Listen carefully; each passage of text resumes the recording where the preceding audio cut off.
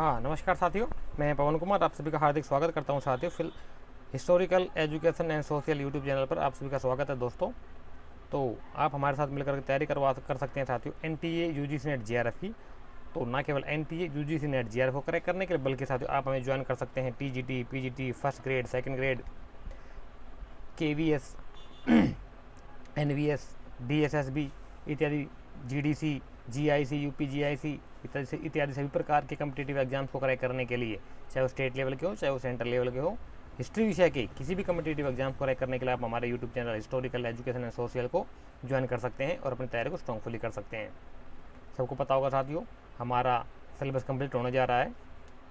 ठीक है, ancient India, medieval India, modern India पूरा हो चुका हमारा। मैं आपका हिस्टोग्राफी कंप्लीट करा चुका हूँ। अभी हमारा मोस्ट इंपॉर्टेंट मिक्स क्वेश्चन चल रहे हैं according to latest exam pattern के अकॉर्डिंग। जो है मोस्ट इंपॉर्टेंट मिक्स एमसीक्यूज जो हैं आपके, कुछ उनमें से मिडिवल के होते हैं, कुछ एंशिएंट के, कुछ मॉडर्न के और कुछ हिस्टोग्राफी संबंधित जो मिक्सअप क्वेश्चन होते हैं ना, जो एग्जाम के पॉइंट ऑफ व्यू से बहुत मोस्ट इंपॉर्टेंट होते हैं, उनकी सीरीज हमारी चल रही है।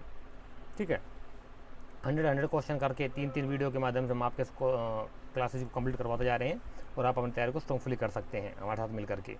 ठीक है, आप हमें विभिन्न सोशल मीडिया साइट्स के साथ फॉलो कर सकते हैं। मिनिमम टेलीग्राम चैनल को जरूर ज्वाइन कर लीजिए। मैं बार बार बोलता हूँ, टेलीग्राम का चैनल आपको लिंक वीडियो के नीचे डिस्क्रिप्शन बॉक्स में मिल जाएगा, या आप क्या बोलते हैं टेलीग्राम को के ऊपर जा करके टेलीग्राम ऐप को डाउनलोड कर लीजिए। उसके ऊपर जाकर सर्च करेंगे history UGC net /filler forum, जाके सर्च करेंगे, वहाँ मिल जाएगा। उस पर उसके भी माध्यम से आप ज्वाइन कर सकते हैं और अपनी तैयारी को स्ट्रॉन्गफुली कर सकते हैं।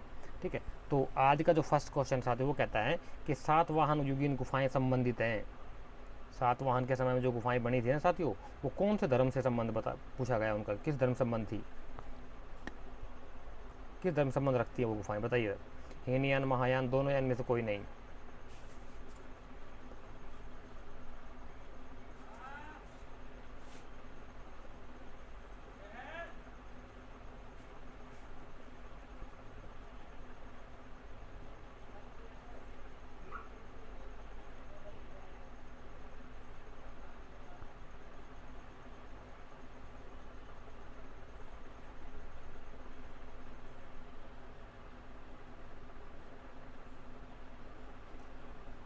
थर्टी सेकंड का टाइम मिलेगा साथियों। अभी आप सभी को 30 सेकंड्स के अंदर आपने क्वेश्चन का राइट आंसर पुटअप करना होता है। बताइए क्या होगा इसका राइट आंसर। आवाज़ ठीक आ रही है ना आप सभी को? बता दीजिए साथियों, एक बार आवाज़ सही आ रही है नहीं आ रही है।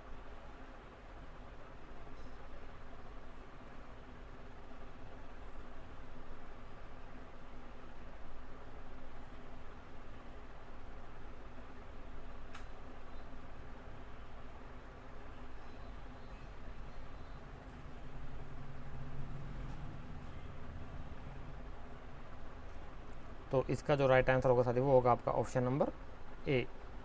हीनयान संप्रदाय से संबंध रखती थी सातवाहन के टाइम की गुफाएं जो थी। ठीक है,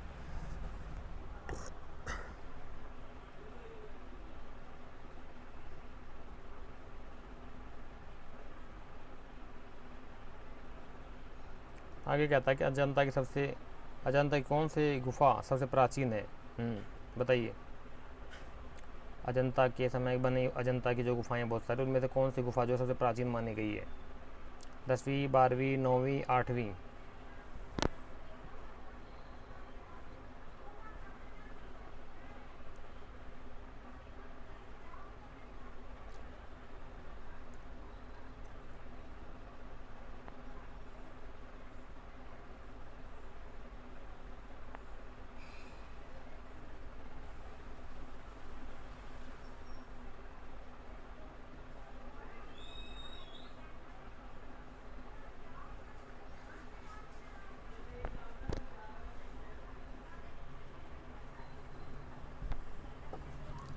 क्वेश्चन नंबर सेकंड का जो राइट आंसर होगा साथी वो होगा आपका ऑप्शन नंबर बी।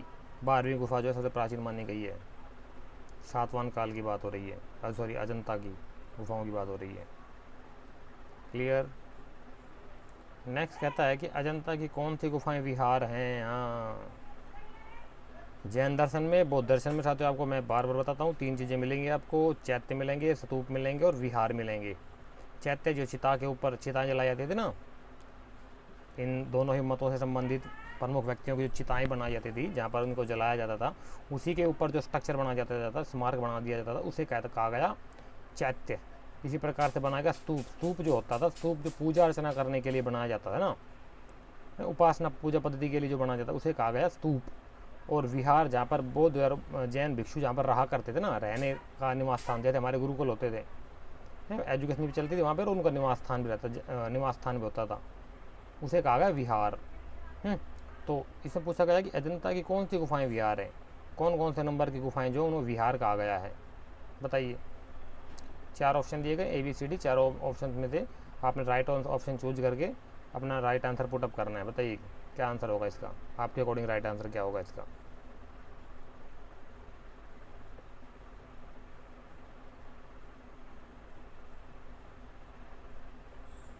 ऐसे क्वेश्चन को सोल्व करने के लिए साथ आपको प्रैक्टिस चाहिए होगी, बार बार अभ्यास की जरूरत पड़ेगी ऐसे क्वेश्चन को सोल्व करने के लिए, अदरवाइज नहीं कर पाओगे आप।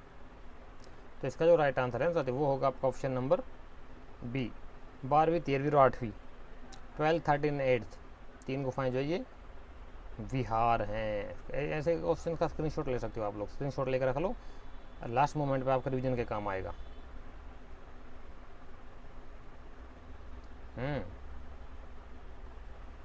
कहता है कि किसने उत्तर पश्चिम में सर्वप्रथम स्वर्ण सिक्के चलाए। तो इजी क्वेश्चन है।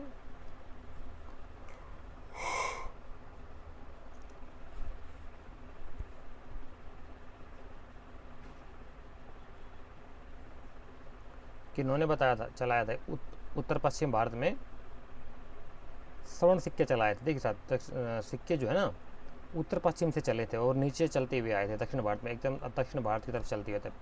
उत्तर पश्चिम भारत में, जो कि आज का अफगानिस्तान और पाकिस्तान, उस समय का बृहत्तर भारत कहा गया है ना, वहीं से चला था मामला। वहाँ से चलते हुए फिर नीचे की तरफ आया, सभ्यताएं संस्कृति का प्रसार नीचे की तरफ होता है, और लास्ट में दक्षिण भारत तक पहुँच गया था ये मामला सारा। फोर्थ क्वेश्चन कहता है किसने, कौन सा राजवंश था जिसने उत्तर पश्चिम में सबसे पहले स्वर्ण सिक्के चलाए थे, बताइए। इसमें क्या था साथियों, सबको पता होगा, हिंदी यमन शासकों ने चलाए थे, अपोलोटोडस वगैरह ने। हिंदी यमन शासक जो आए थे ना, उन्होंने जिन्होंने उत्तर भारत पर कब्जा कर लिया था, ग्रीक यमन शासक जो थे यूनानी, इन्होंने चलाए थे। उसके बाद आगे था आपके कुषाण। तो कुषाण तो बहुत बाद में आए थे यार। कुषाण शासकों में थे आपके चलाए थे आपके कजुल कड़फिस और विम कड़फिस ने। यहाँ इसके 3 मेन शासक हुए हैं, कजुल कड़फिस, उसके बाद विम कड़फिस, उसके बाद कनिष्क, उसके बाद फिर सुज्येष्ठ और वसुज्येष्ठ वगैरह, वसुज्येष्ठ वगैरह आगे थे। ठीक है, तो जो आपका कुषाण शासक जो था आपका ये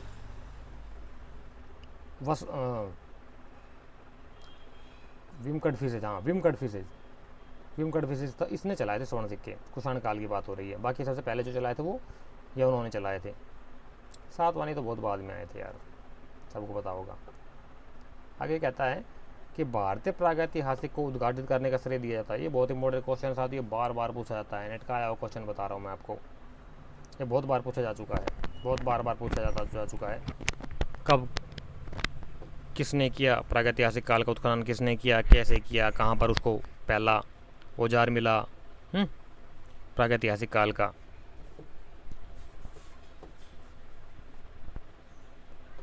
तो इसका राइट आंसर बताइए साथी क्या होगा 5th का।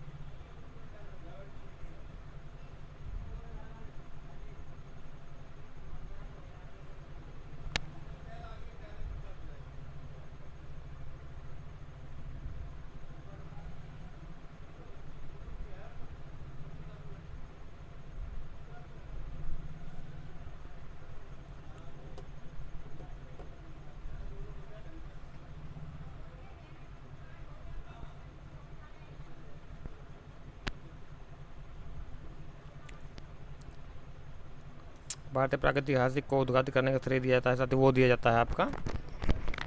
यहाँ पे ऑप्शन से थोड़ा कन्फ्यूजन है कि इसमें दिया तो हुआ है राइट आंसर इसका डी डॉक्टर प्राइमरोज, लेकिन मेरे हिसाब से ये होना चाहिए सी रॉबर्ट्स ब्रूसफुट, ये राइट आंसर होना चाहिए। क्योंकि ये सबको पता होगा 1863 में मद्रास के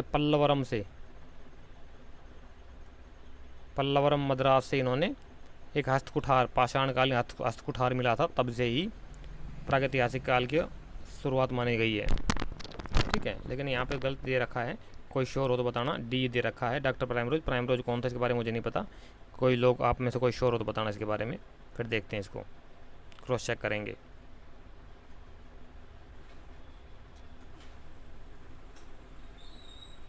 क्वेश्चन 6 कहता है कि अमीर खुसरो के अनुसार डैश का कपड़ा इतना महीन होता था कि 100 गज का कपड़ा भी एक अंगूठी से निकल जाता था। वो आपने सुने होगे ना कि 100 गज की साड़ी या धोती जो है एक अंगूठी में से ही निकल जाती है।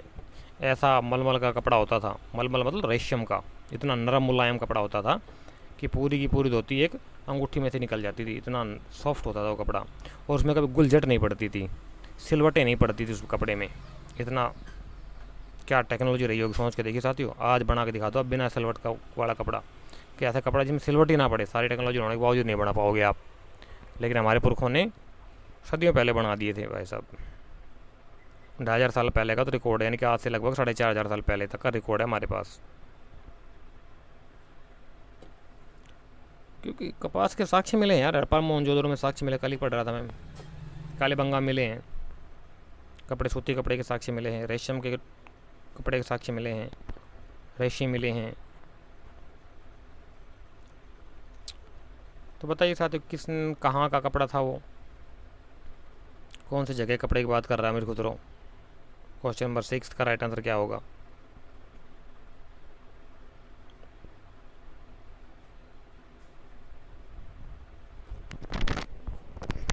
जो राइट आंसर है ना वो है साथियों आपका option number B, Devagiri. Devagiri या दौलताबाद, वही दौलताबाद जहाँ पर मोहम्मद बिन तुगलक ने अपनी राजधानी का स्थानांतरण किया था ना, वहीं की बात हो रही है। एमपी मध्य प्रदेश में पड़ता है आपका दौलताबाद, देवगिरी इसको बोला गया।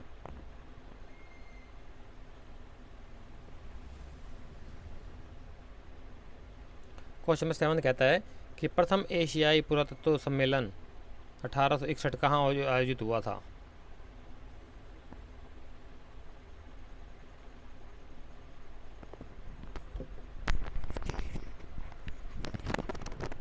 बताइए। पहला एशिया के अंदर पहला पुरातात्विक सम्मेलन जो था, आर्कियोलॉजिकल क्या बोलते हैं उसको, सेमिनार, आर्कियोलॉजिकल सेमिनार जो हुआ था पहला, सबसे पहला एशिया में हुआ था, जो कोई 1861 में हुआ था। कौन से स्थान पर हुआ था, कहाँ हुआ था वो?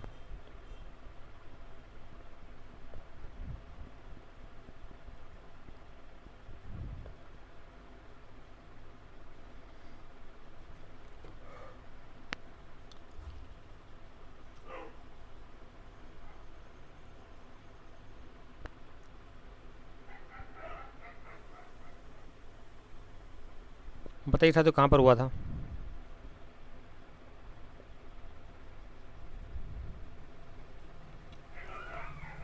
तो इसका जो राइट आंसर होगा साथियों वो होगा आपका ऑप्शन नंबर ए, दिल्ली में हुआ था।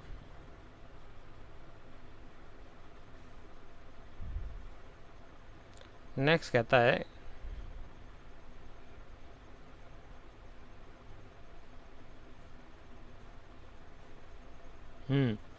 नेक्स्ट कहता है कि अलाउद्दीन खिलजी के द्वारा 1307-8 ईस्वी में किए गए देवगिरी के आक्रमण का कारण क्या था?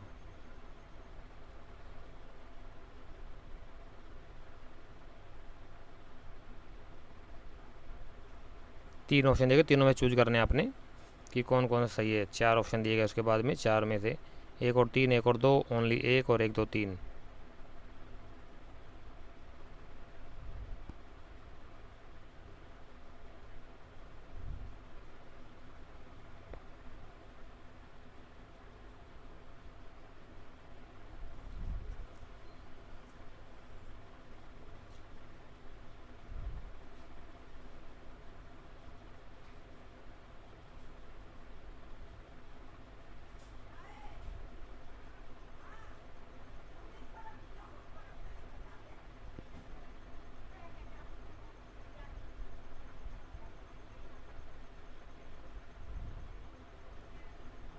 एट्थ का जो राइट आंसर होगा आपका साथी, वो होगा आपका option number B, first and second.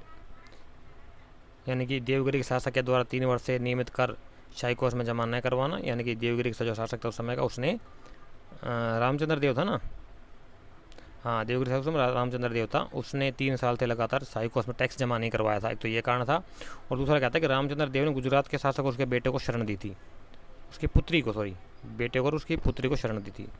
और कहता तीसरा कहता है कि इस अभियान में कोहिनूर प्राप्त हीरा, इस अभियान से कोहिनूर हीरा प्राप्त करना, ये गलत है, ये नहीं था। ठीक है,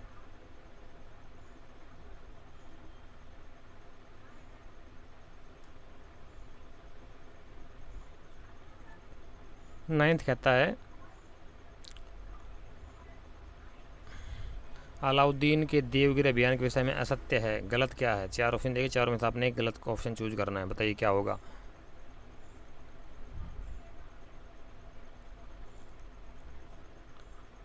ये नेतृत्व नहीं, ये नेतृत्व होगा, इसको थोड़ा ठीक कर लेना। यह अभियान जफर खां के नेतृत्व में भेजा गया। ए बी कहता है कि इस अभियान में कर्ण वगेला को पराजित कर पुत्री देवल देवी को दिल्ली पहुंचा दिया। इस अभियान में रामचंद्र देव को भी पराजित कर उदारता का व्यवहार किया। रामचंद्र देव है ये डी में, रामचंद्र देव को राय रायान की उपाधि तथा देवगिरी का गवर्नर नियुक्त किया गया।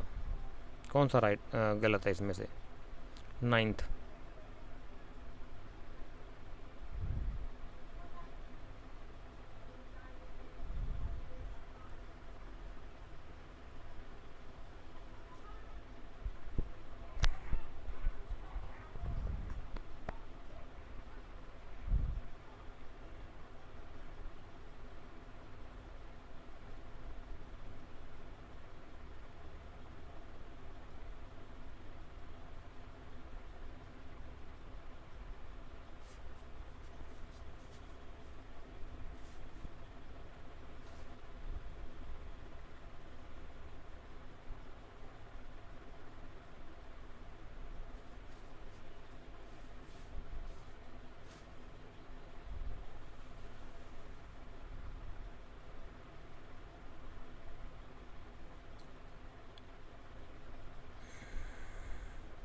तो नाइन्थ का जो राइट आंसर कौन साथी हो, ये होगा आपका, बताइए क्या होगा नाइन्थ का।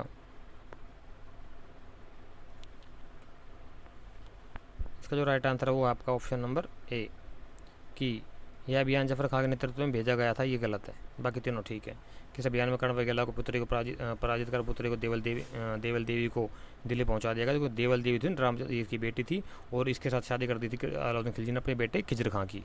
खिजर खां और देवल देवी का पढ़ा होगा आपने किस्सा, इसके ऊपर आपके क्या बोलते हैं अमीर खुसरो, हाँ अमीर खुसरो ने किताब भी लिखी थी।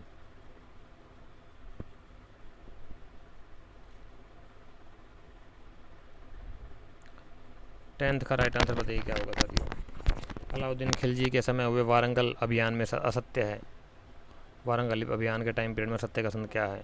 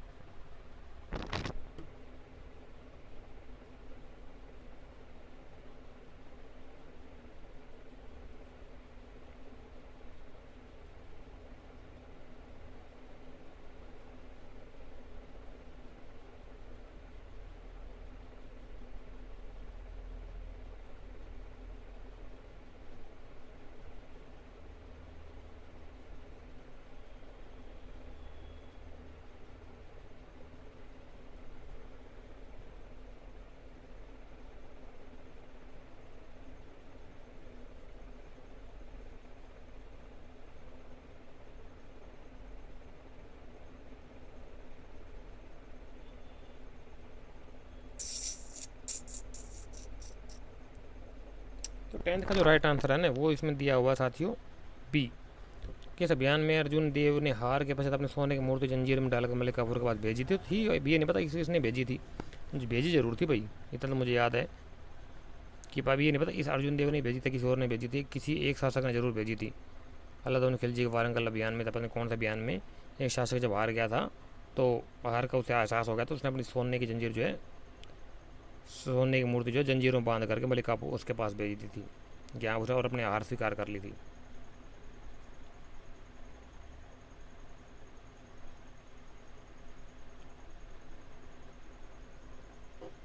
आगे आता है कि अलाउद्दीन खिलजी के द्वार समुद्र अभियान 1310-11 के अभियान के बारे में सत्य कथन क्या है? बताइए असत्य कथन क्या है इसके बारे में।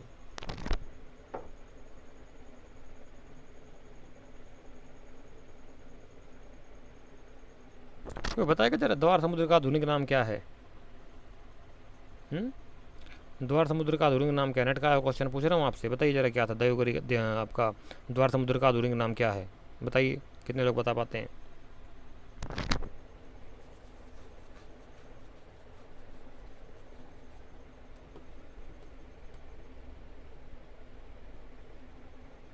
तो 11th का जो राइट आंसर होगा साथी वो है आपका ऑप्शन नंबर ए, ये गलत है। और ये इसका राइट आंसर हो जाएगा। और आगे कहता है कि ये जो है ना द्वार समुद्र का जो आधुनिक नाम है वो है हलेविड। हलेविड नेट का क्वेश्चन है, मैच मेकिंग में आया था। आगे कहता है कि पांड्य राजा के शासक ने अलाउद्दीन खिलजी की सेना से सहायता प्राप्त की।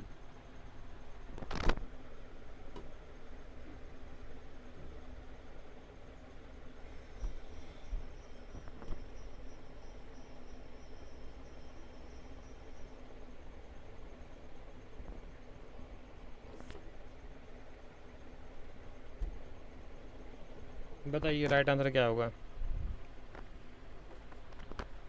ए बी सी डी, डी है, दोनों नहीं।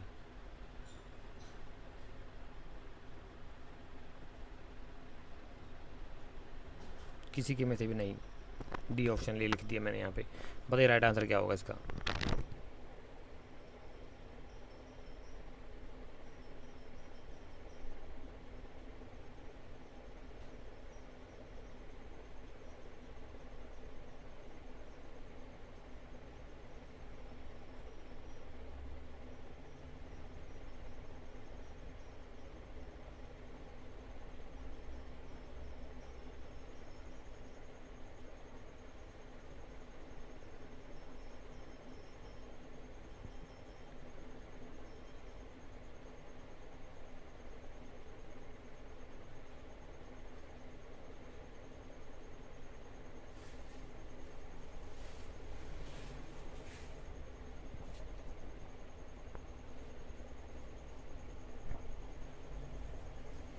इसका जो राइट आंसर होगा वो होगा आपका ऑप्शन नंबर ए, सुंदर पांड्या। देख सकते क्या हुआ था, दक्षिण भारत में संघ बनाया हुआ था राजाओं ने। यही कारण था कि बहुत से मुस्लिम शासकों ने बहुत कोशिश की थी स्टार्टिंग से ही, आपके मोहम्मद बिन तुगलक से मोहम्मद बिन कासिम से लेकर के बाद के शासकों ने कोशिश की थी खिलजी तक को ने, लेकिन जीत नहीं पाया दक्षिण भारत को। लेकिन ये जो था ना अलाउद्दीन खिलजी की सेना जा कर के ने उन्होंने हरा दिया था संघ को। और वो संघ में से भी किसने हराया था? आपके मलिक काफूर। मलिक काफूर कहते ना घर का भेदी लंका ढाए, और उनको पता नहीं था वहाँ के भेद का। और ये चूँकि हिंदू था इसको पता था सारा। जो मलिक काफूर था ये हिजड़ा था, छक्का था, ट्रांसजेंडर था ये। ये इसका सेनापति बन गया था, बाद में इसको कन्वर्ट कर दिया था। ये सारा क्या बोलते प्यार करता था अलाउद्दीन खिलजी के साथ में, इसके इलीगल रिलेशन थे। आप समझ सकते हो, आदमी से प्यार करता था, मतलब सब समझदार हो आप लोग। ठीक है, तो ये गे क्या बोलते वो था अलाउद्दीन खिलजी गे था, और ये वो था किन्नर ट्रांसजेंडर। तो इसने इसको भेद पता था वहाँ का दक्षिण भारत का, तो इसने अपनी सेना ले जा करके अलाउद्दीन खिलजी ने ऑर्डर दिया, ये सेना ले जा करके इसने संघ को तोड़ा था और वहाँ पे विजय प्राप्त की थी। लेकिन पांड्य राज्य को जब भी तब भी नहीं जीत पाए थे। पांड्य राज्य ये एकमात्र दक्षिण भारत का ऐसा राज्य था जो जिसने कि आत्मसमर्पण नहीं किया था, हार नहीं मानी थी। हाँ, अपनों ने अपनों को मरवाया यार। आगे कहता है कि अमीर खुसरो के अनुसार मलिक काफूर ने यहाँ से 50 मण रत्न, ओए होए होए क्या बात है, 7000 घोड़े और 512 हाथी प्राप्त किए। किस अभियान से प्राप्त हुआ था ये मामला सारा? इतना माल लूटा उसने यहाँ से, बताओ। मलिक काफूर ने 50 मण रत्न, कोई बताएगा 50 मण का मतलब क्या होता है? 50 मण का मतलब मैं बताता हूँ आपको, 50 गुणा में 40, यानी कि एक मण के अंदर 40 kg होता है। तो ये आप लगे 5 चौक 20, यानी कि 2000 किलो सोना चांदी हीरे जवाहरात। 2000 kilo 2 quintal, sorry 2 ton 20 quintal हैं, 2000 किलो सोना चांदी हीरे जवाहरात मणिक मोती रत्न लूटे उसने यहाँ से। 2000 घोड़े और 512 हाथी प्राप्त किए। अब ये पूछ रहा है कि कौन से विजय अभियान से प्राप्त किए, कौन से अभियान की बात हो रही है। अमीर खुसरो कह रहा है। मलिक काफूर हराम खोर था साला, ये छक्का था, अपनों ने अपनों को मरवाया। मैं बता रहा हिंदू ही था ये, बाद में छक्का था ये, गे था, किन्नर था, ट्रांसजेंडर था, ये कन्वर्ट होकर के मुस्लिम बन गया था। अलाउद्दीन खिलजी इसको इसका बहुत प्यार करता था, तभी इसको सेनापति बनाया था। अब समझ सकते हो आदमी आदमी से प्यार करेगा तो क्या करेगा उसके साथ। बड़े कुकर्म होते थे भाई साहब।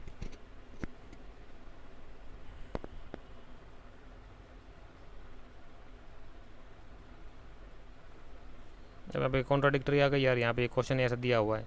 पांड्यों ने तो कभी आत्मसमर्पण किया ही नहीं था उसके सामने, अभी लूट पता नहीं कहाँ से लिया इसने।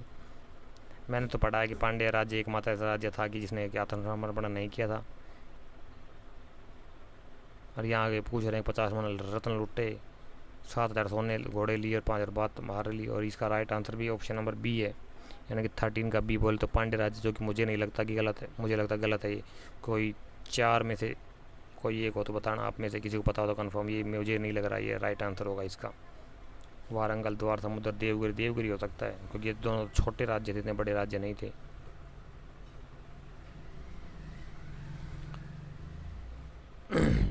आ गया था कि पल्लव वंश किस धर्म का अनुयायी था। क्या बात है, पल्लवों का राज धर्म क्या था, यानी कि यार ये जैन, बौद्ध, वैष्णव, यहाँ पर लिंगायत लिख देते तो कुछ समझ में आता, ईसाई लिख दिया। ऐसा हुआ है क्या कि ईसाई ईसाई ईसाई किसी का राज धर्म बन गया, क्या बकवास देते ऑप्शन में भी यार। ऐसा जायज़ ऑप्शन देना चाहिए ना, अलग से उठा कर ला कर रख दिया। बौद्ध समझ में आता, जैन समझ में आता है, वैष्णव समझ में आता है, या हिंदू लिख देते या शैव लिख देते तो भी समझ में आ जाता। पारसी यहूदी कुछ भी लिख देते, ईसाई लिख दिया, हद हो गई यार।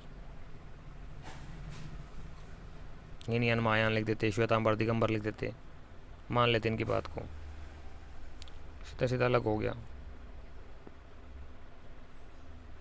ये इंपॉर्टेंट क्वेश्चन बता रहा हूँ हालांकि। तो ये जो थे ना, ये थे आपके बौद्ध धर्म के अनुयायी थे, पल्लव वंश। ओ सॉरी, पहलव की बात हो रही। पल्लव और पहलव में दोनों फ़र्क है साथियों, ध्यान रखना। पल्लवों में पहलवों में फर्क। पहलव जो थे ना ये तो बहुत पहले आए थे साथियों, 2nd BC के आसपास हुए थे शायद पहलव। और पल्लव हुए थे 6ठी 7वीं 8वीं शताब्दी में आपके दक्षिण भारत में, दक्षिण पश्चिम भारत में। तो पल्लवों में और पहलवों में फ़र्क है।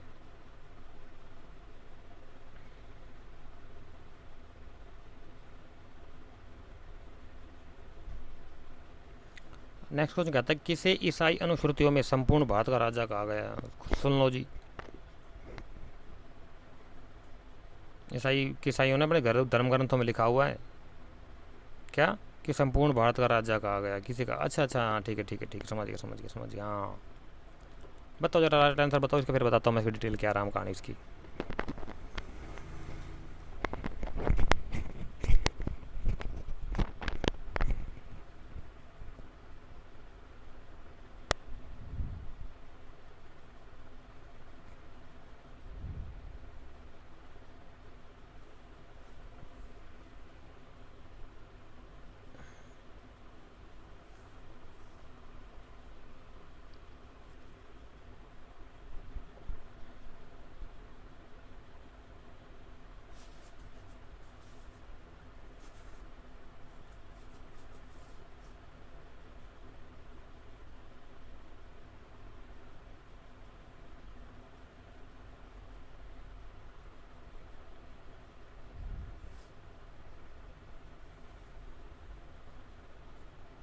तो 15 का जो राइट आंसर है वो पता होगा ज़्यादातर को कि वो था गोंडोफर्निक। तो देख सकते सबको पता होगा कि ईसाई पादरी जो था ना गोंडोफर्निक के टाइम पीरियड में आया था। वो क्या नाम था उसका, ईसाई धर्मगुरु था ना जो कि गोंडोफर्निक के टाइम में फर्स्ट AD में आया था धर्म प्रचार करने के लिए दक्षिण भारत में है। उसने लिखा क्या, उसके बारे में लिखा ईसाइयों में कि वो संपूर्ण भारत का राजा था। हालांकि संपूर्ण भारत का नहीं था पर हाँ काफ़ी बड़े भूभाग पर राज्य करता था वो उत्तर पश्चिम में। और जो इजराइल से आया था वो क्या नाम था उसका यार, वो भूल गया, फादर था, पादरी बोलते हैं उसको, जो गोंडोफरेंस के टाइम पीरियड में फर्स्ट AD में आया था धर्म प्रचार करने के लिए ईसाईयत का। तो वो आया था इजराइल से।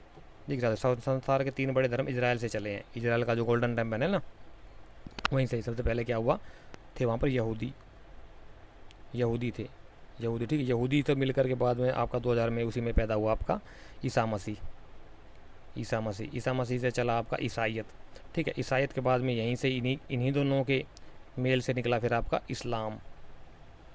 इस्लाम भी वहीं पे पैदा हुआ।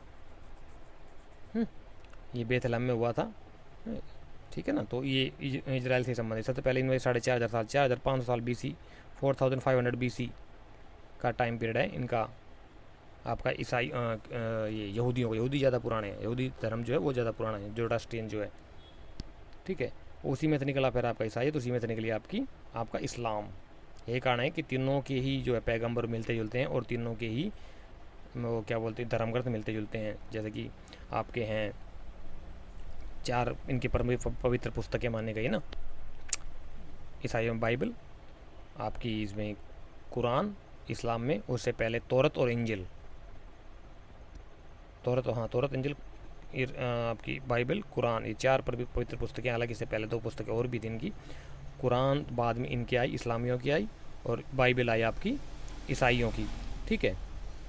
उससे पहले तौरत और इंजिल, ये और 2 पुस्तकें और थी, मुझे नाम ध्यान नहीं आ रहा उनका।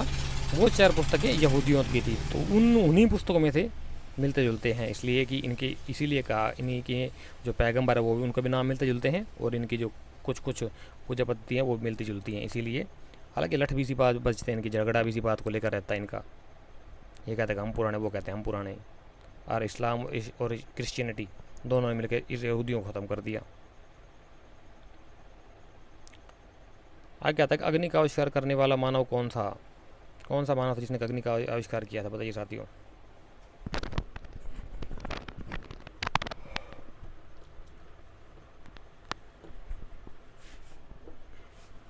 Question number 16।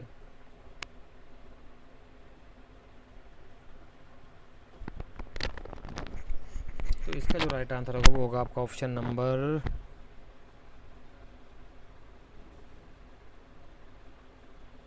बी, होमो इरेक्टस मानव। डॉक्टर हेमचंद राय चौधरी के अनुसार सिकंदर के समय पश्चिमोत्तर भारत के 28 स्वतंत्र राज्य थे, इनमें से कितने गणराज्य जो राजतंत्रात्मक थे। क्या बात है, HC राय चौधरी पूछ रहे हैं भाई साहब, हेमचंद्र राय चौधरी।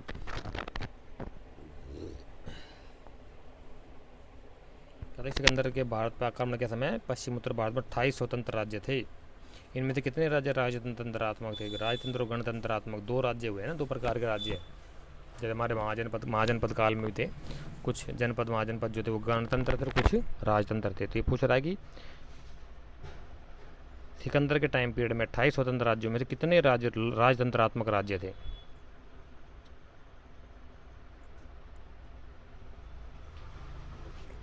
तो वो थे आपके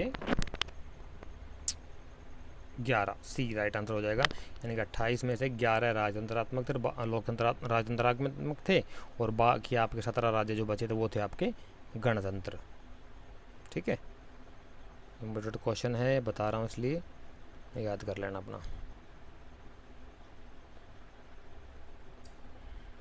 कहते हैं कि अंग्रेजों द्वारा हस्तगत बम्बई पर पूर्वाधिकार किसका था। अंग्रेजों द्वारा हस्तगत बम्बई पर अधिकार किसका था, ये सबको पता होगा, बताइए किसका था।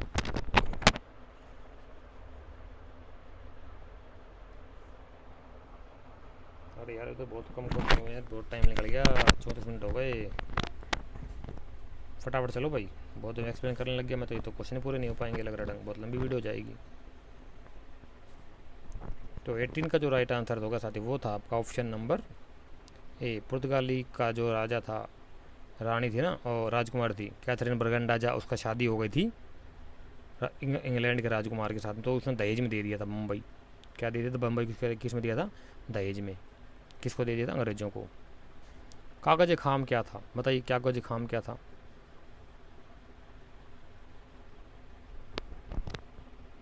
कागज खाम, ओहो भाई, तो फारसी शब्दावली है।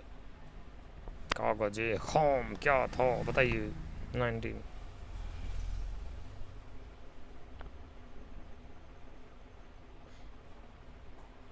तो नेक्स्ट 19 का जो राइट आंसर होगा साथी वो होगा आपका ऑप्शन नंबर ए, द्विभाषीय राजस्व अभिलेख। 2 भाषाओं में लिखा गया राजस्व को लेकर के जो अभिलेख लिखते थे ना, जिसकी 2 भाषाओं में होता था, उसे कहा गया। रोजीनादार सैनिकों से संबंधित अभिलेख। अच्छा ये तो यार वही आ गया। कहता है कि 20 क्वेश्चन नंबर कहता है कि हड़प्पा तौल का अनुपात क्या था। बहुत इंपॉर्टेंट क्वेश्चन है, नेट का आया हुआ क्वेश्चन है, बार बार आता है, बहुत इंपॉर्टेंट है, बार बार पूछा जाता है, इसलिए अच्छे से याद कर लेना इसको, बता रहा हूँ मैं आप लोगों को। हड़प्पा माप तौल का अनुपात क्या था। कल ही पढ़ रहा था मैं इसके बारे में, आज ही क्वेश्चन आ गया। Think of devil, devil appear. शैतान क्या दिया, शैतान हाजिर।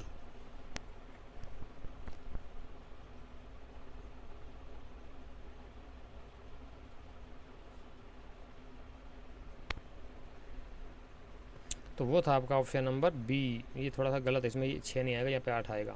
1:2:4:8:16:32:64 तक चलता था मामला। यहाँ पे आपका आ जाएगा 8:16:32:64 तक चलता था। इस हिसाब से द्विभाष सीरीज चलती थी पूरी। 1 दूनी 2 दूनी 4 दूनी 8 दूनी 16 दूनी 32 दूनी 64 दूनी 108 दूनी 256 दूनी 512 दूनी 1024 दूनी, इस तरह चलता रहेगा। 2048 इस तरह से। ठीक है, नेक्स्ट क्वेश्चन सुनिए। पूसा में कृषि अनुसंधान संस्थान किसने स्थापित किया। हाँ, आज की जो पूसा है ना, पूसा टेक्नोलॉजी, पूसा ITI बोल देते, पूसा टेक्निकल इंस्टीट्यूट बोल देते हैं उसको। उसमें कृषि अनुसंधान, एग्रीकल्चर रिसर्च इंस्टीट्यूशन किसने स्थापित किया था, बताइए। दिल्ली में है ये, बहुत बड़ा, बहुत नाम है इसका, बहुत अच्छा इंस्टीट्यूट है। जैसे IIT दिल्ली है ना, इस तरह से ये हालांकि एग्रीकल्चर में है। किस में है, एग्रीकल्चर में, कृषि से संबंध रखता है इंस्टीट्यूशन, बहुत बड़ा इंस्टीट्यूशन, बहुत अच्छा है। एडमिशन नहीं मिलती जल्दी से इसमें लोगों को। जैसे DU में मारा मारी होती है ना, JNU में, DU में, एकेडमिक्स में, ऐसे ही इसमें मारा मारी होती है एडमिशन लेने को।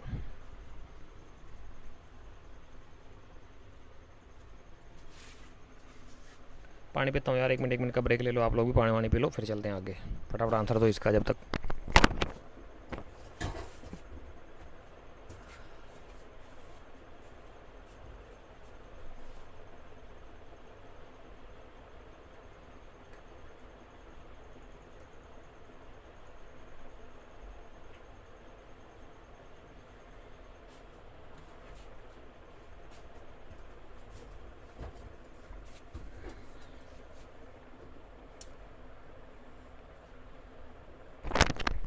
दे दिया आंसर। क्वेश्चन नंबर 21 का जो राइट आंसर होगा वो होगा आपका option number C, Lord Curzon. 1905 में जिसने बंगाल विभाजन किया था वही लॉर्ड कर्जन की बात हो रही है। कहता है मौर्यकालीन प्रशासन में कौन सी नगर समिति जनगणना का कार्य करती थी। क्या बात है भाई साहब, जनगणना उस समय भी होती थी मौर्य काल में। अंग्रेज हमें आज सिखाते हैं क्या तुम्हारे यहाँ पे क्या था, हमारे यहाँ पे तो बताते हैं ना हमें। 1881 में पहली जनगणना हुई थी, उससे पहले 1861 में गोवा में हो गई थी एज ए मॉडल। थोड़ा 1871 में थोड़ी बड़ी लेवल पे किया गया, और 1881 में पूरे भारत की जनगणना हुई थी, मतलब एक बहुत बड़े भूभाग क्षेत्र पे जनगणना हुई थी। हालांकि और उससे पहले हमारे यहाँ पर मौर्य काल में हुई। देखो प्रमाण मिलते इसको तो, अष्टाध्यायी पढ़ लेना, क्या बोलते हैं क्या यार वो चाणक्य की लिखी हुई अर्थशास्त्र पढ़ लेना, पता लग जाएगा आपको। कौन सी नगर समिति थी जो कि जनगणना का कार्य करती थी। 6 नगर समितियाँ थी ना, 5-5 शासन थे, सदस्य होते थे नगर प्रशासन में को चलाने के लिए। मैगस्थनी लिखता है, भूल गए। वही कौन से नंबर की थी, 1 2 3 4, फर्स्ट सेकंड थर्ड फोर्थ, कौन सी समिति थी। 22 का राइट आंसर होगा सी, थर्ड समिति करती है जनगणना का कार्य। ढाका में अनुशीलन समिति की स्थापना किस वर्ष में हुई, ये तो सबको पता होगा, या नहीं पता। जिसको ये नहीं पता डूब मरना चाहिए उसको, तो मैं कहता हूँ, साफ बोलता हूँ। ढाका में अनुशीलन समिति की स्थापना किस वर्ष हुई थी और किसने की थी, बताइए जरा फटाफट।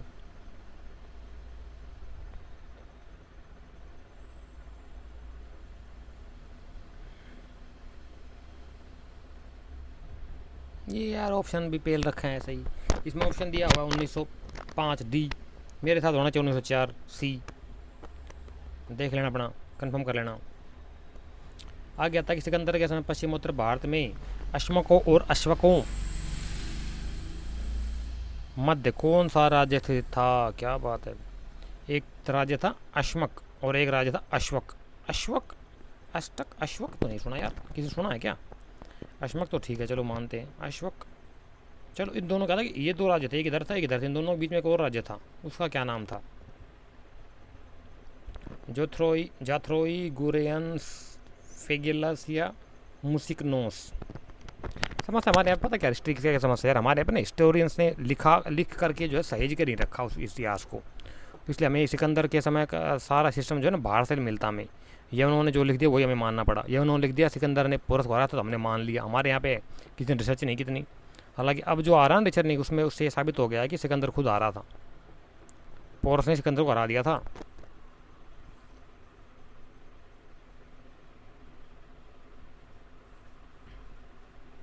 संसार का सबसे बड़ा युद्धों में से एक लड़ा गया था हार्ड स्पीसीज का युद्ध।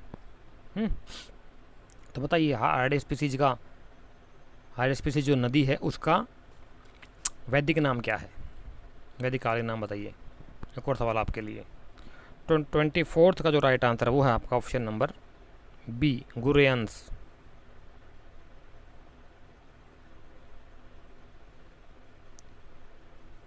रुक जा भाई। मौर्यकालीन प्रशासन में एक रूपता के स्थान पर स्थानीय विशिष्टता के लक्षण दिखाई देते हैं, ऐसा कथन कहता है। कारण कहता है कि तक्षशिला, उज्जैनी और तोसली के प्रांत पतियों के अधिकारों में अंतर था। तो बताइए कौन सा सही होगा इसमें से। अदर्शन ओरिजिन वाला कथन और कारण का सवाल है, ABCD 4 ऑप्शन में से क्या सही है क्या गलत है बताइए फटाफट। Question number 25।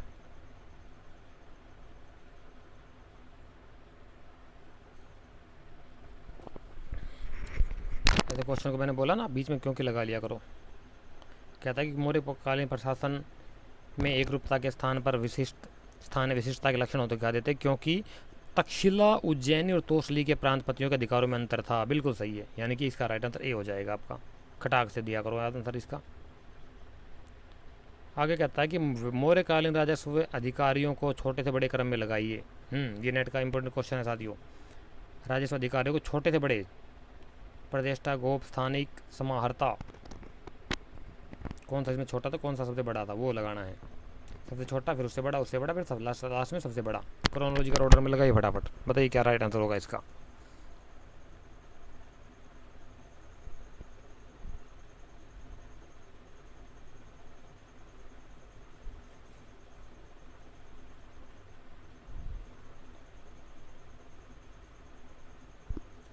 एक्सप्लेनेशन करने का टाइम नहीं है, काफ़ी लंबा टाइम हो गया है, अभी क्वेश्चन बहुत बचे हुए हैं अभी।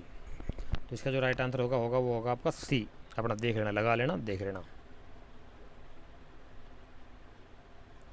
आगे कहता है कि वैदिक साहित्य में वर्णित प्रसिद्ध संवाद कथन में सुमेलित नहीं है।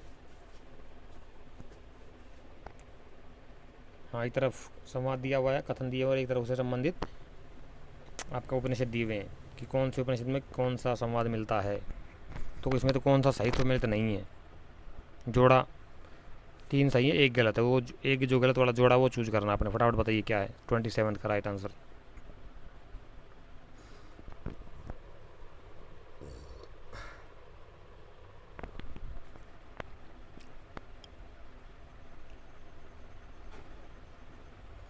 तो इसका जो राइट आंसर होगा साथी वो होगा आपका ऑप्शन नंबर डी, पुरुर्वा और ऋषि संवाद, तैत्तरीय उपनिषद।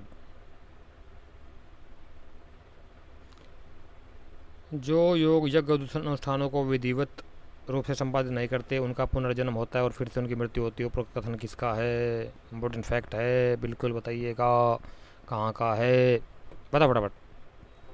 कहता है कि जो लोग यज्ञ अनुष्ठानों को विधिवत रूप से संपादित नहीं करते उनका पुनर्जन्म होता है और उनके फिर से उनकी मृत्यु होती है, यानी वो 1,84 योनियों में भटकते रहते हैं, बार बार जन्म और मृत्यु होती है उनकी। ये कथन कौन से उपनिषद में लिखा गया, किस धर्मशास्त्र में लिखा गया बताइए।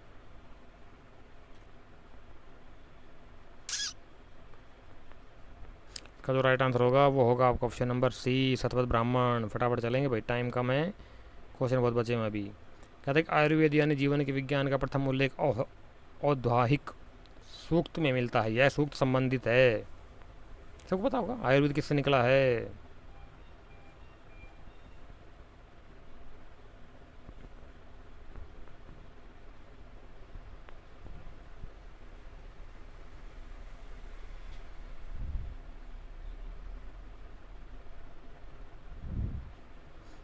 कहते हैं आयुर्वेद का जो आयुर्वेद यानी जीवन के विज्ञान जो उसका पहला उल्लेख हमें औद्वालिक सूक्त में मिलता है। और औद्वालिक सूक्त के कौन से उसमें वेद में है वो है आपके अथर्ववेद में।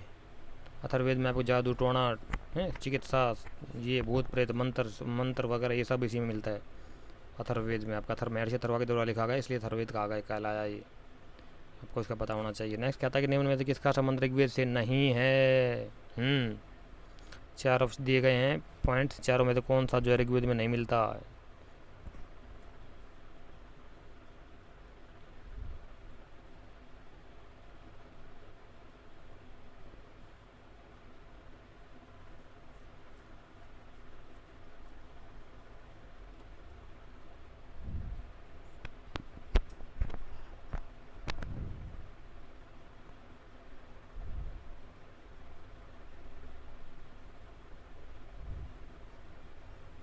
थर्टी का जो राइट आंसर होगा आपका वो होगा ऑप्शन नंबर डी, ये गलत है, बाकी जो तीनों ठीक है। ये ऋग्वेद में नहीं मिलता में, कर्मकांड ये जो आपका अथर्ववेद में मिलता है।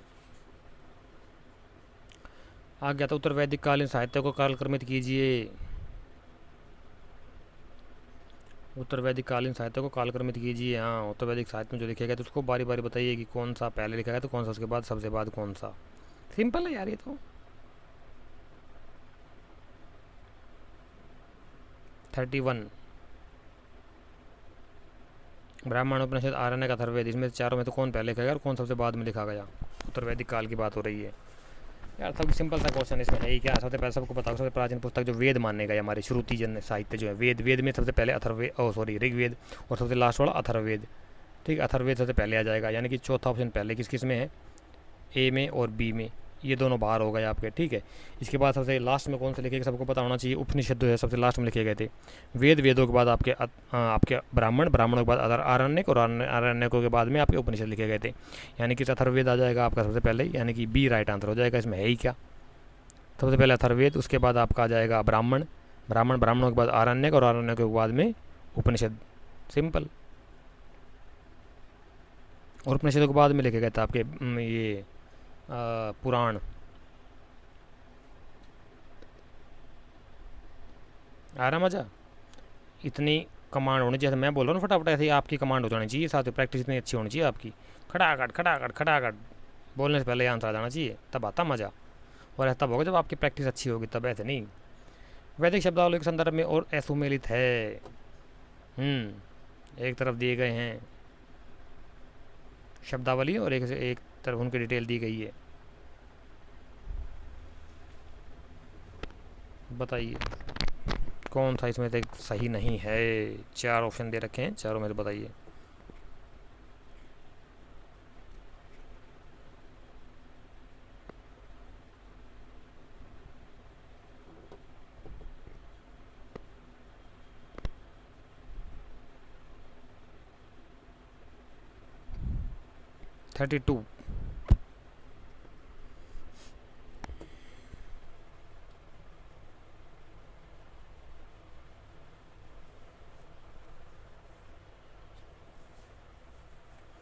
तो 32 का जो राइट आंसर होगा साथी वो होगा आपका ऑप्शन नंबर डी, कारू। ये गलत है, अनुगुप्त करने वाला नहीं होता इसका अर्थ।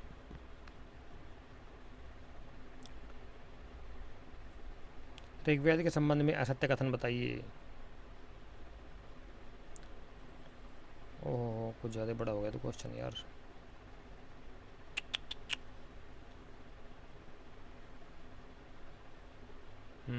चलो अब बता दो, बताइए। कहता है कि ऋग्वेद के संबंध में असत्य कथन बताइए। क्या है ऋग्वेद के संबंध में असत्य कथन।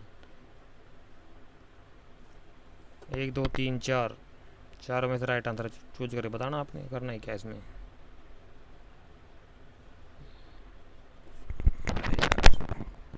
गड़बड़ झाला हुई गवारे बबुआ।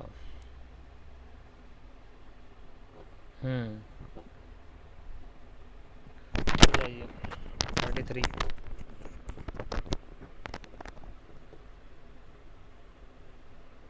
ऋग्वेद के संदर्भ में सत्य कथन बताइए। सत्य कथन कौन सा इसमें से।